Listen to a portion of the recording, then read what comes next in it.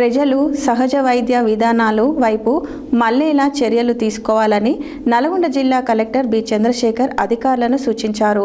ప్రజాపాలన ప్రగతి ప్రణాళిక 99 రోజుల కార్యాచరణ ప్రణాళికలో భాగంగా శుక్రవారం ఆయన ప్రభుత్వ కేంద్ర ఆసుపత్రిలో నిర్వహించిన హోమియోపతి డే సందర్భంగా ప్రభుత్వ ఆయుర్వేద, యునాని, హోమియోపతి విభాగాల ఆధ్వర్యంలో ఏర్పాటు చేసిన ఉచిత వైద్య శిబిరాన్ని ప్రారంభించారు. ప్రజలు సహజ వైద్య విధానాల వైపు మళ్లేలా చర్యలు తీసుకోవాలని నల్గొండ జిల్లా కలెక్టర్ బి చంద్రశేఖర్ అధికారులను సూచించారు.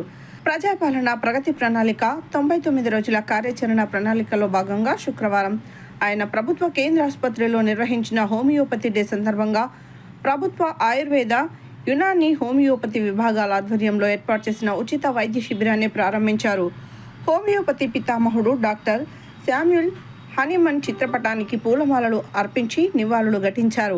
ప్రజాపాలన ప్రగతి ప్రణాళికలో భాగంగా వైద్య ఆరోగ్య శాఖల ద్వారా పలు కార్యక్రమాలు నిర్వహించడం జరుగుతుందని, ఇందులో భాగంగా ప్రజలకు మెరుగైన వైద్య సేవలు అందించడం ప్రభుత్వ ప్రధాన లక్ష్యమని పేర్కొన్నారు. హోమియోపతి, నర్సింగ్ విద్యార్థులు ఆరోగ్యంపై ప్రత్యేక శ్రద్ధ తీసుకోవాలని, బయట తినుబండారాలను తగ్గించి శుభ్రమైన మరియు పోషకాహారం, తాజా పండ్లు తీసుకోవాలని సూచించారు. నర్సింగ్ విద్యార్థులు ఆరోగ్యంగా ఉంటేనే ఇతరులకు సేవ చేయగలుగుతారని, వైద్య వృత్తిలో ఉన్నవారు ఆరోగ్యంగా ఉండటం అత్యంత అవసరమని తెలిపారు. అలాగే గతంలో క్యాన్సర్, ప్లేగు వంటి వ్యాధులకు సరైన చికిత్సలు లేక ప్రజలు ప్రాణాలు కోల్పోయేవారని, ప్రస్తుత వైద్య రంగంలో ఎంతో అభివృద్ధి జరిగిందని తెలిపారు. అయితే సైడ్ ఎఫెక్ట్స్ లేని ఆయుర్వేద, యునాని, హోమియోపతి వైద్య విధానాలపై ప్రజల్లో అవగాహన కల్పించాల్సిన అవసరం ఉందన్నారు. విద్యార్థులు నిత్యం వ్యాయామం, యోగా, జిమ్ వంటి ఆరోగ్యకరమైన అలవాట్లు అలవర్చుకోవాలని సూచించారు. ఈ కార్యక్రమం అనంతరం జిల్లా కలెక్టర్ ఉచిత వైద్య శిబిరాన్ని సందర్శించి వైద్య శిబిరం ద్వారా అందిస్తున్న సేవలను పరిశీలించారు.